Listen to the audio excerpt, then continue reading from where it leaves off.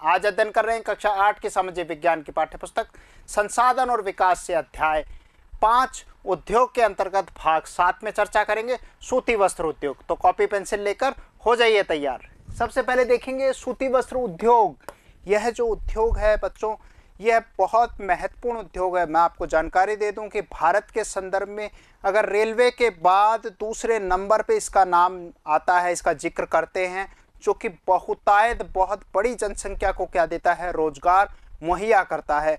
आज़ादी से पहले के समय की भी जिक्र करेंगे इस वीडियो के अंतर्गत, और किस तरीके से भारत में जो अहमदाबाद का अपना योगदान है, जो भारत का मैनचेस्टर कहलाता है।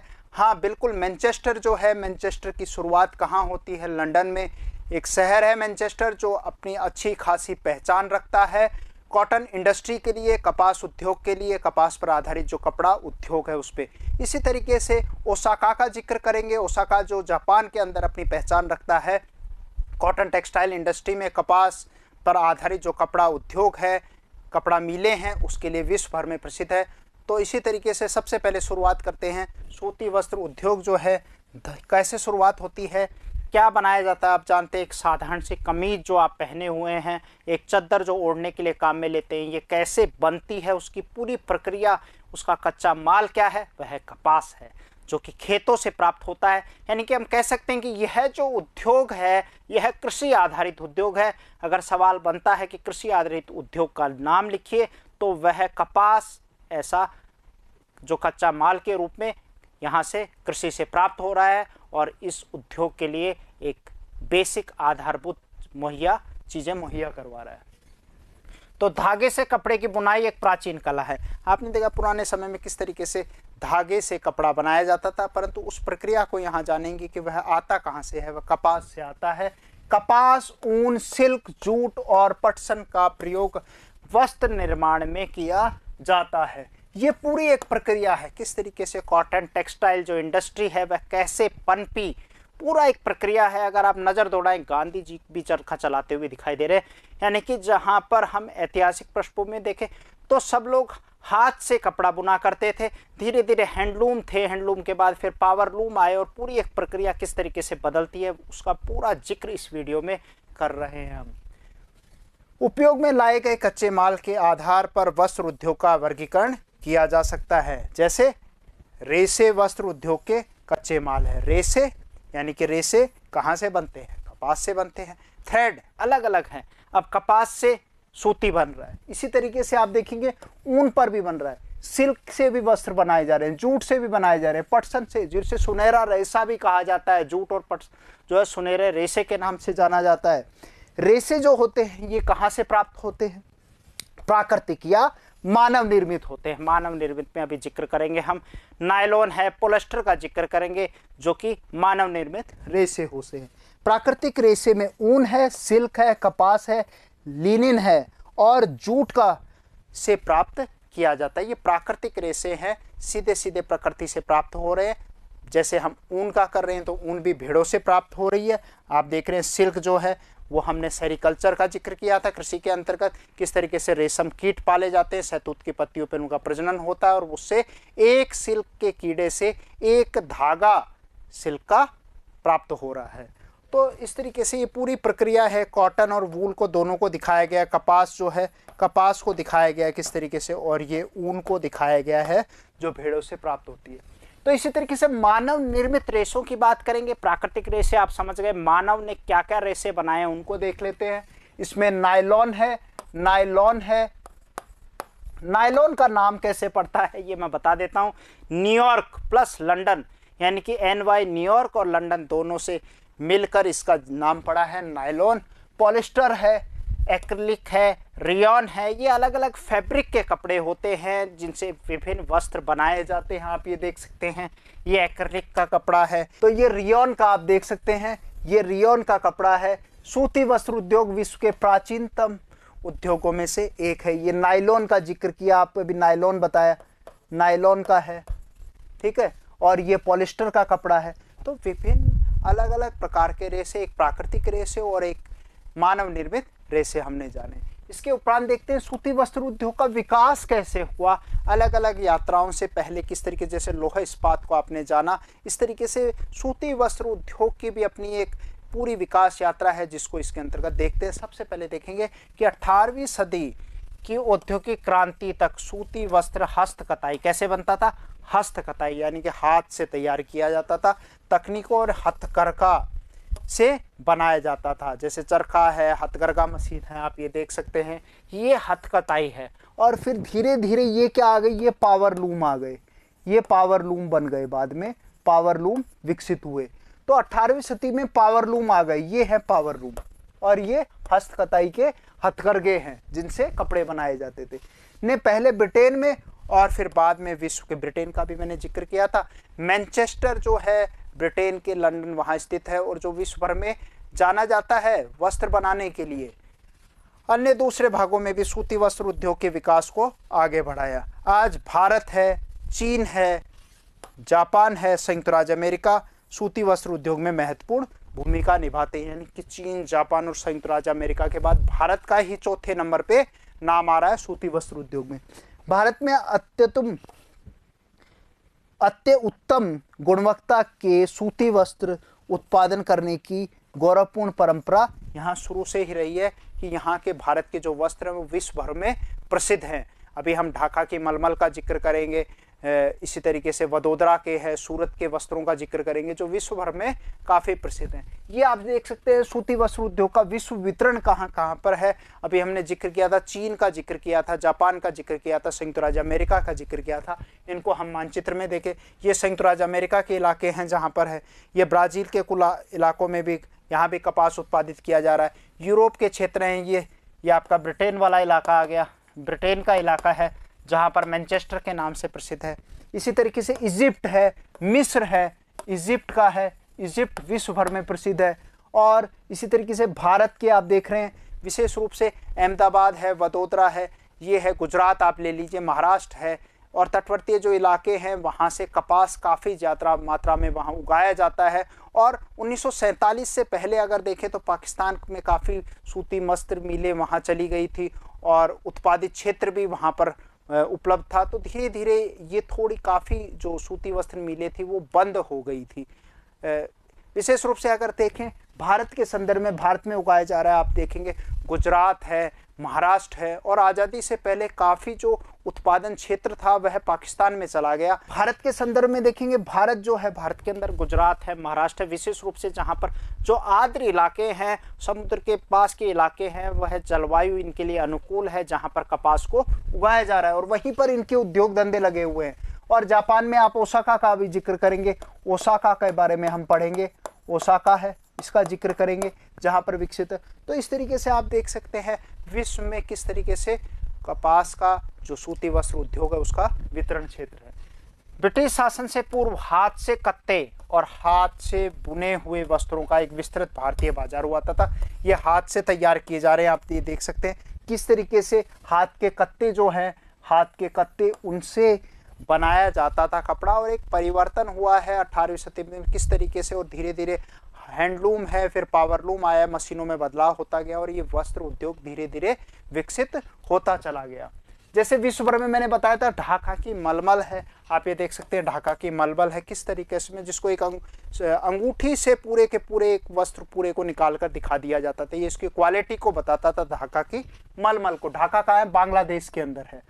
मुसलीपट्टम है कि छींट है, ये मुसलीपट्टम की छींट बताई गई है। कालीकट के कैलिको है, बुरहानपुर, सूरत व वडोदरा के सुनहरी जरी के काम है। आप ये देख सकते हैं कालीकट जो है कहाँ पर है, केरल के अंदर है, जिसका वर्तमान में नाम क्वाजिकोड कर दिया गया और वास्को डी गामा यहीं पहुंचा था कालीकट में। तो वहाँ का भी जो कैलिको है वो प्रसिद्ध है, वस्त्र गुणवत्ता और डिजाइन के लिए विश्व विख्यात है, विश्व भर में जाने जाते हैं। तो कहने का मतलब हमारे भारत में ये जो वस्त्र उद्योग है ये अपनी एक पहचान बनाए हुए है। आज से ही नहीं, अतीत से जब से शुरू हुआ, 18वीं सदी से जिक्र करें तो भारत में अच्छे से पनपा हुआ ये उद्योग था। लेकिन हाथ से बने होने के कारण सूती वस्त्र का उत्पादन महंगा और बनने में अधिक समय लेता था। तो ये एक थोड़ी कमी थी, पर धीरे धीरे जैसे जैसे पावरलूम आए, क्योंकि यह हमें एक प्रतिस्पर्धा करनी पड़ी अन्य देशों के साथ, क्योंकि कीमत जो है वो बाजार में हमारे वस्त्र उद्योग की जो वस्त्र बनते थे उनकी ज़्यादा लगती थी, तो इसलिए उस कीमत को कम करना था, तो वो भी धीरे धीरे हुआ। इसलिए परंपरागत सूती वस्त्र उद्योग पश्चिम के नए वस्त्र मिलों से प्रतिस्पर्धा नहीं कर सका, जो सस्ते व अच्छी गुणवत्ता वाले वस्त्रों का निर्माण यांत्रिकत औद्योगिक यूनिट से करते थे। यानी कि वो पूरा काम क्या था, पावरलूम पर आधारित था, मैकेनाइज था। आप ये देख सकते हैं, ये मैनचेस्टर का जिक्र किया है जहाँ पर ये बना था, और ये देश के प्रथम वस्त्र 1818 में कोलकाता के फोर्ट ग्लेस्टर, ये फोर्ट ग्लेस्टर है जो कोलकाता में लगाई गई। तो कहने का मतलब क्या पुराना रूप था, ये प्राचीन रूप है जो हाथ से बनाए जाते थे, और धीरे धीरे पावरलूमों ने उनका स्थान ले लिया, स्थापित की गई। लेकिन कुछ समय बाद यह फोर्ट ग्लेस्टर वाली बंद कर दी गई। कब स्थापित की थी? 1818 में स्थापित की। उसके बाद 1854 में यह पहली सफल यांत्रिकत, यानी यांत्रिकत का मतलब होता है जहाँ मशीनों से काम हो रहा था, क्योंकि हमारा जो पारंपरिक था वह हाथ से बना जाता था, उसकी कीमत ज़्यादा होती थी, इसलिए अब यांत्रिक मशीनें लगाई गई कि उत्पादन ज़्यादा बढ़ाया जा सके। तो वस्त्र मिलें कहाँ स्थापित की गई? मुंबई में स्थापित की गई। मुंबई कहाँ? महाराष्ट्र में स्थापित की गई। कारण क्या था? उष्ण आर्द्र जलवायु थी, क्योंकि इसके लिए ह्यूमिड जो जलवायु की क्लाइमेट की ज़रूरत होती है, और वह यहाँ पर जो महाराष्ट्र का इलाका है, गुजरात का इलाका है ये, और विशेष रूप से काली मिट्टी भी वहाँ मिलती है, तो काली मिट्टी में बच्चों कपास उगाया जाता है। मशीनी आयात के लिए पतन यहाँ पर है नज़दीक में, अब मुंबई पोर्ट है जहाँ से आयात निर्यात किया जा सकता है, कच्चे माल की उपलब्धता है, और दक्ष श्रमिक भी अड़ोस पड़ोस से अन्य राज्यों से प्राप्त हो रहे हैं यहाँ पर। इस प्रदेश में इस उद्योग के दूर फैलाव में सहायक रहे। तो ये जो आवश्यक दशाएं होती हैं निवेश की अगर अनुकूल मिल जाती है तो एक उद्योग बहुत आसानी से फैल जाता है।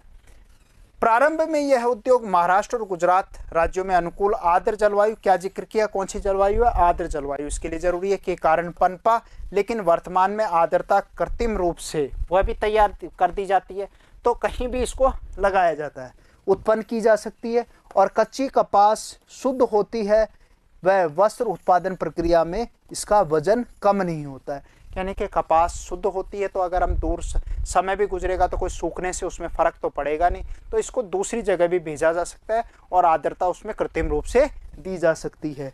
इसलिए यह उद्योग भारत के विभिन्न स्थानों में और जगह भी फैल गया। आप ये देखते हैं, महाराष्ट्र का है, महाराष्ट्र है, महाराष्ट्र का बताया गया।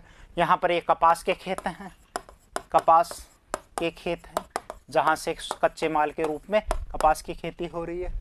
इसी तरीके से अन्य कहाँ कहाँ और लगा दिए गए उद्योग। कोयम्बटूर है दक्षिण में, कानपुर है, चेन्नई है दक्षिण में, अहमदाबाद है गुजरात में, मुंबई है महाराष्ट्र में, कोलकाता पश्चिम बंगाल में, लुधियाना पंजाब में, पौंडीचेरी है केंद्र शासित प्रदेश है, पानीपत हरियाणा में है। तो आप ये देख सकते हैं, कानपुर प्रसिद्ध है जो उत्तर प्रदेश में है, अहमदाबाद का अभी जिक्र करेंगे, इंदौर है जो मध्य प्रदेश में है, और सूरत का जिक्र करेंगे, और मुंबई है जो महाराष्ट्र में, कोयम्बटूर और मदुरई आप देख सकते हैं ये तमिलनाडु में स्थित है। तो ये प्रसिद्ध इलाके हैं जहाँ पर कॉटन टेक्सटाइल इंडस्ट्री यानी कि कपास आधारित जो उद्योग बहुत अच्छे से पनप गया। यानी कि जहाँ पहले गुजरात और महाराष्ट्र के इलाकों में था, अब अन्य इलाकों में भी इसको प्रसारित हो गया है। अब जिक्र करेंगे शुरुआत में जहाँ कहा था हम अहमदाबाद की बात करेंगे, किस तरीके से वह भारत का मैनचेस्टर कहलाता है उसके बारे में देखेंगे। तो सबसे पहले आपको मैं बता दूं, ये मैनचेस्टर जो है वह कहाँ पर है? लंदन में है। लंदन में एक शहर है उसका नाम मैनचेस्टर है, जो विश्व भर में कपड़े के लिए प्रसिद्ध था, और धीरे धीरे उसी के नाम से मैनचेस्टर शब्द जुड़ने लग गया। जैसे अहमदाबाद के आगे भी इसको भारत का क्या कहा जाता है? मैनचेस्टर कहा जाता है। अहमदाबाद का है गुजरात के साबरमती नदी, आप सब जानते हैं साबरमती नदी के किनारे गांधी जी है, उनका गांधी जी का साबरमती आश्रम स्थित है, तो बड़ा प्रसिद्ध है। तो 1859 में यहाँ पहली सूती वस्त्र मिल स्थापित हुई। कब हुई? 1859 के अंदर। यह यथाशीघ्र ही मुंबई के बाद भारत का दूसरा, पहले मुंबई का हमने जिक्र किया, मुंबई में विकसित हुआ, और धीरे धीरे ये मुंबई के बाद दूसरा, क्योंकि मुंबई के नज़दीकी भी था, और उष्ण जलवायु जो है, आर्द्र जलवायु भी यहाँ पर मुहैया है, इसलिए ये इसको कुछ ऐसी भौगोलिक दशाएं हैं जो इसको विकसित होने में मदद करी। वस्त्र निर्माता नगर बन गया, और अहमदाबाद को प्राय क्या कहा जाता है? भारत का मैनचेस्टर कहा जाता है। क्या कारण थे? अनुकूल अवस्थिति कारक। अहमदाबाद में सूती वस्त्र उद्योग के विकास में सहायक, यानी कि अनुकूल उसकी स्थापना के जो कारक थे वह यह सब मिल गए। इसलिए अहमदाबाद कपास उत्पन्न करने वाला क्षेत्र के बहुत निकट स्थित था, क्योंकि जो कपास है गुजरात के इलाकों में की जाती है, तो गुजरात में काली मिट्टी मिलती है, इसलिए आसानी से कपास उसको मिल रहा था। यहाँ कच्चा माल आसानी से उपलब्ध होता था। जलवायु कताई और बुनाई के लिए भी क्या है, आदर्श है। जलवायु बड़ी आदर्श है, यहाँ की सपाट भूभाग है, भूमि को आसानी से उपलब्धता मिलों की स्थापना में उपयुक्त है, और जमीन भी मिल रही है। आप ये देख रहे हैं किस तरीके से जो कपड़ा अहमदाबाद में तैयार किया जा रही है उसका प्राचीन रूप है, किस तरीके से साबरमती के इलाकों में कपड़ा बनाया जाता था। इसी तरीके से गुजरात है, महाराष्ट्र राज्य की घनी आबादी इस उद्योग को कुशल और अर्ध कुशल श्रमिक उपलब्ध कराती है। तो ये भी, क्योंकि कुछ निवेश की मूल बातें हमने प्रारंभ में की थी कि ये सब चीज़ें अगर अनुकूलता से मिल जाएंगी, जिसका अनुकूल अवस्थिति, तो ये सारी चीज़ें ही अहमदाबाद को पर्याप्त हो रही हैं। तो मुंबई के बाद अहमदाबाद फिर विकसित हो गया। और चीज़ें क्या है, सुविकसित परिवहन जाल है, यहाँ पर सड़कों से है, रेल मार्गों का जाल यहाँ पर सूती वस्त्र को देश के विभिन्न भागों से क्या है, जोड़े हुए है, विभिन्न भागों से आसानी से पहुंचाने में क्या करता है, मदद करता है। इस तरह इसकी बाजार तक सरल पहुंच उपलब्ध है, इसलिए भारतवर्ष में जाना जाता है। नज़दीक में मुंबई पत्तन है, अभी मुंबई पत्तन का ये जिक्र किया है, मुंबई पत्तन है, इससे मशीनों का आयात करने और सूती वस्त्र के निर्यात में सुविधा मिलती है। यानी कि जो पावरलूम आए वो विदेशों से आए, तो वो आसानी से, अगर बंदरगाह था तो आसानी से वहाँ तक पहुँच गए और तैयार माल को भी विदेशों में भेजा जा सकता है। परंतु हाल ही के वर्षों में अहमदाबाद की सूती वस्त्र मिलों में कुछ समस्याएं हैं। क्या समस्याएं हैं देखते हैं। बहुत से वस्त्र मिलें आज क्या हो गई है, बंद हो चुकी हैं। देश में नए वस्त्र केंद्रों का विकास और अहमदाबाद की मिलों में मशीन प्रौद्योगिकी का नवीकरण न होना इसका प्रमुख कारण है, क्योंकि बहुत ज़्यादा बदलाव हो गए हैं, तो वो सारे बदलाव अहमदाबाद की मिलों में नहीं किए गए। इसलिए अहमदाबाद की मिलें आज अन्य जो नवीन मिलें हैं जहाँ पर क्या है, मशीन प्रौद्योगिकी आ गई है, वो टेक्नोलॉजी आ गई है जो कपड़े को बहुत तेज़ी से बनाती है, वह अहमदाबाद की मिलों में नहीं है, इसलिए इसको थोड़ा पिछड़ना पड़ा है। फिर भी भारत का मैनचेस्टर कहलाता है। इसी तरीके से अगला जिक्र करेंगे, ओसाका है, जो जापान का मैनचेस्टर कहलाता है।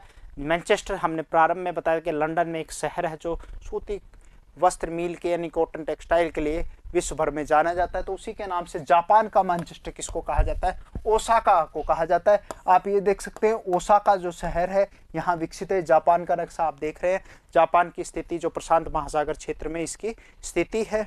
आप ये देखेंगे ज़मीनें बहुत कम है। आप ये देखेंगे कि जो बिल्डिंग्स हैं, बिल्डिंग्स के ऊपर ही ये क्या करते हैं, गार्डन वगैरह बनाते हैं, यानी कि एक एक इंच भूमि का ये उपयोग जापान करता है। तो यहाँ पर कच्चा माल जो है वह विदेशों से आयात किया जाता है, मंगाया जाता है, और यहाँ मशीनों से उसको वस्त्रों में तैयार करके भेजा फिर निर्यात कर दिया जाता है। तो ये इसकी पूरी कहानी है।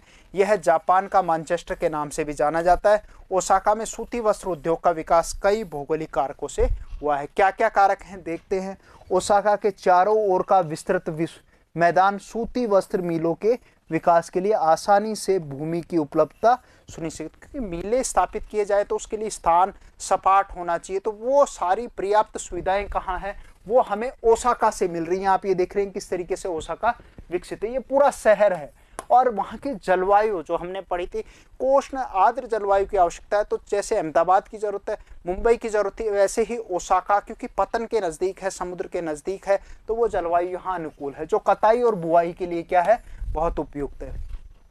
नदी कौन सी है, यहाँ पर योडो नदी है, जो मील के लिए पर्याप्त क्या करती है, जल उपलब्ध करवाती है, क्योंकि उसमें नमी की आवश्यकता होती है। तो वो कहाँ, और परिवहन के जाल के लिए भी क्या है, जो जल परिवहन है उसमें भी सहायक। आप ये देख रहे हैं, ये योडो नदी दिखाई गई है, किस तरीके से फैलाव है इसका, और श्रमिक आसानी से यहाँ पर उपलब्ध हो जाते हैं। पतन की अवस्थिति कच्चे कपास को आयात करने और वस्त्रों के निर्यात में सुविधा प्रदान करती है। यानी कि कपास ये क्या करते हैं, कच्चा भी क्या करते हैं, आयात करते हैं, दूसरे देशों से मंगाते हैं, चीन से मंगाते हैं, इजिप्ट से मंगाते हैं, भारत से मंगाते हैं, संयुक्त राज्य अमेरिका से मंगाते हैं, इन स्थानों से ये मंगाते हैं और वस्त्र तैयार करके आगे भेजते हैं। ओसाका का वस्त्र उद्योग पूर्णतः आयातित कच्चे माल पर निर्भर है, यानी कि सब कुछ बाहर से मंगाना पड़ता है। कौन कौन से इलाके हैं, कपास कहाँ से आ रहा है, मिस्र से आ रहा है। आप ये देखिए, ये मिस्र है, मिस्र से आ रहा है, ये मिस्र, भारत से आ रहा है, ये भारत हो गया है चीन से प्राप्त हो रहा है, चीन से प्राप्त हो रहा है, और यूएसए से आ रहा है, ये आपका संयुक्त राज्य अमेरिका यूएसए से आ रहा है। तो ये सारे स्थान हैं जहां से ओसाका आयात कर रहा है और वस्त्रों को तैयार करके भेज रहा है। आयात की जाती है और परिष्कृत उत्पाद जो तैयार माल होता है उसको क्या करता है, निर्यात किया जाता है। तो उच्च गुणवत्ता और कम मूल्य की वजह से उसका एक अच्छा बाजार है, यानी कि जो प्रोडक्ट तैयार होता है, माल बन रहा है, वह विश्व में पहचान क्यों है, क्योंकि वह सस्ता बना रहे हैं। क्योंकि किससे बना रहे हैं, परिष्कृत मशीनों से बना रहे हैं, जो कि एक अहमदाबाद की कमी थी, वह यहाँ पर नहीं देखी जा रही है। यद्यपि देश का यह एक महत्वपूर्ण उद्योग है, लेकिन हाल ही में ओसाका के सूती वस्त्र उद्योग की स्थान अन्य उद्योग जैसे इसके अलावा और उद्योग वहाँ पनपने लगे हैं। क्या क्या हैं, जैसे लोहा इस्पात है, मशीनरी है, जहाजरानी है, ऑटोमोबाइल है, विद्युत उपकरण है और सीमेंट, ये लेते जा रहे हैं। तो ये तो समय के साथ एक परिवर्तन होता है कि नए औद्योगिक प्रदेशों में हमने यही तो जाना है कि उस पर आधारित कई उद्योग धीरे धीरे वहीं पनपने लग जाते हैं और मूल उद्योग वहाँ स्थापित होता है, परंतु उसकी धीरे धीरे मांग क्या है, घटती हो चली जाती है। तो आज के लिए इतना ही। नमस्कार, जय हिंद।